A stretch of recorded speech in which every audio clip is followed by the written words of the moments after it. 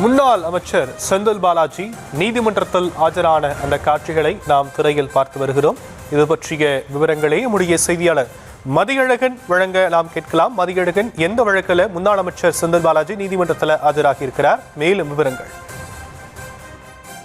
குதிரை பேர வழக்கில் தமக்கு முன்ஜாமீன் கோரி முன்னாள் அமைச்சர் செந்தில் பாலாஜி மற்றும் அவரது சகோதரர் அசோக் குமார் ஆகியோர் சென்னை உயர்நீதிமன்றத்தில் மனு தாக்கல் செய்திருந்தார்கள்.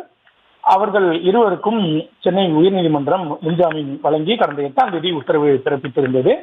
25,000 ரூபாய்க்கான சொந்த ஜாமீனும் அதே தொகைக்கான இருநபர் ஜாமீனும் செலுத்த இருவருக்கும் உத்தரவிட்டிருந்தது. மேலும் 15 நாட்களில் சரணடைந்து ஜாமீனை பெற்றுக்கொள்ளவும் உத்தரவிட்டிருந்தது.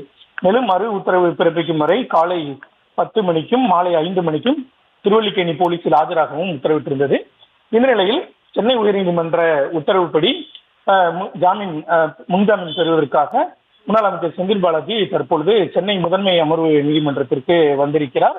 இன்னும் சற்று நேரத்தில் நீதிபதி முன்பு ஆஜராகி அந்த பிணை தொகையை செலுத்தி அந்த ஜாமீன் பெறுவதற்கான நடைமுறைகள் இன்னும் சற்று நேரத்தில் தொடங்க இருக்கிறது. அதனைத் தொடர்ந்து அவர் நாளையிலிருந்து போலீசில் ஆஜராவார் என்று எதிர்பார்க்கப்படுகிறது.